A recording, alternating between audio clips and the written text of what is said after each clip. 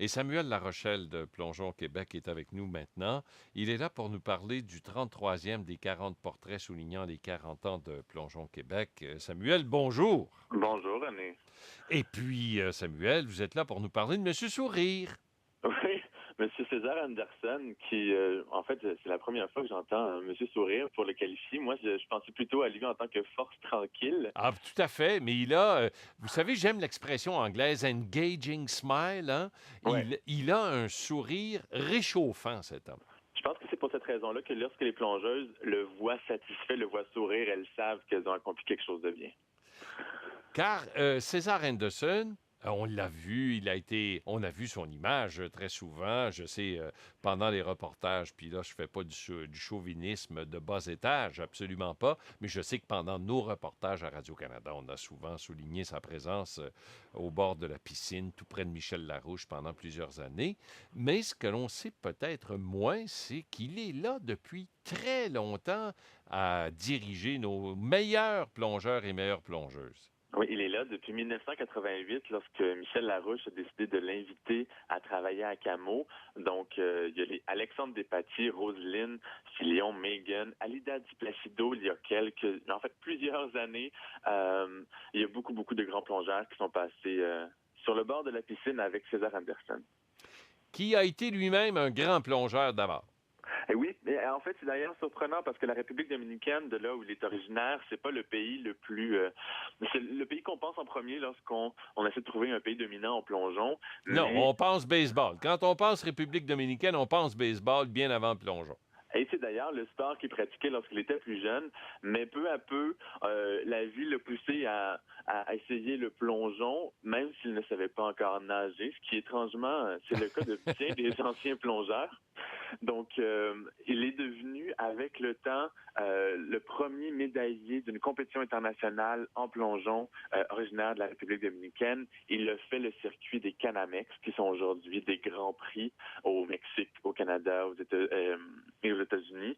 Donc, il a fait plusieurs grandes choses et tout ça lui a valu, en l'an 2000, le titre d'athlète du siècle en République dominicaine du côté des sports aquatiques. Donc, chez lui, M. Anderson est très connu. Il est né César Augusto Jiménez, mais il est devenu César Henderson de quelle façon? Donc, c'est une histoire bien particulière. César commence le plongeon et il est devenu Anderson avec l'arrivée d'un entraîneur. Puisque, à l'époque, les jeunes dominicains n'ont pas d'entraîneur à temps plein en plongeon, mais plusieurs nations étrangères viennent faire des camps d'entraînement. Un jour, les États-Unis et un de leurs entraîneurs, Jim Anderson, viennent profiter de la chaleur des Caraïbes pour s'entraîner et perfectionner leur plongeon. Et M. Anderson accepte de devenir entraîneur à temps plein des jeunes dominicains. Avec le temps, il aide ces jeunes-là à progresser, et tout particulièrement César à devenir un très bon plongeur. Un jour, en 1978, César subit un accident grave sur un tremplin à sec. Il se fracture le cou et aux yeux de Jim Anderson, son entraîneur, il n'a pas reçu les soins les plus adéquats en République dominicaine. M. Anderson s'est assuré que César obtienne des soins aux États-Unis, chirurgie et un long séjour en hôpital. À ce moment-là, l'idée d'offrir une vie différente, une vie meilleure à César et à un autre garçon, Fernando. L'idée germe dans la tête de M. Jim Anderson et en 1980, ça se concrétise. Mais ce qui peut sembler étrange, c'est que, en fait, deux trucs. D'abord, César est adopté alors qu'il a déjà passé le cap de la vingtaine. Donc, c'est pas un jeune garçon ou un jeune adolescent qui est adopté, mais plutôt un jeune adulte à qui on offre une éducation et un avenir différent.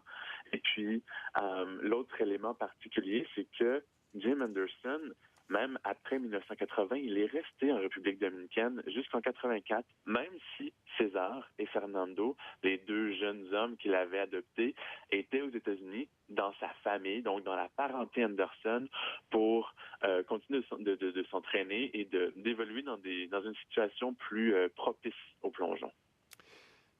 Et que le temps file, mais on a quand même un peu plus d'une minute pour parler la raison qui l'amène au Canada, c'est l'amour.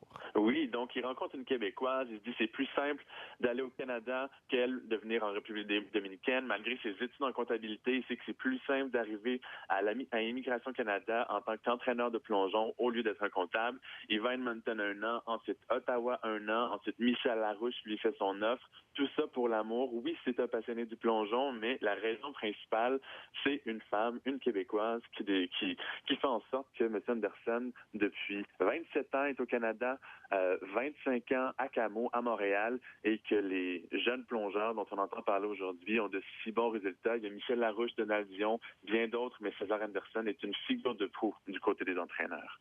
Samuel, merci beaucoup et félicitations à nouveau. Vous me permettrez, j'en suis convaincu, d'être redondant, mais ces portraits, ce sont de purs bijoux. Je vous le permets, merci beaucoup. Merci Samuel et bonne fin de journée. Bonne journée. Au revoir. Au revoir.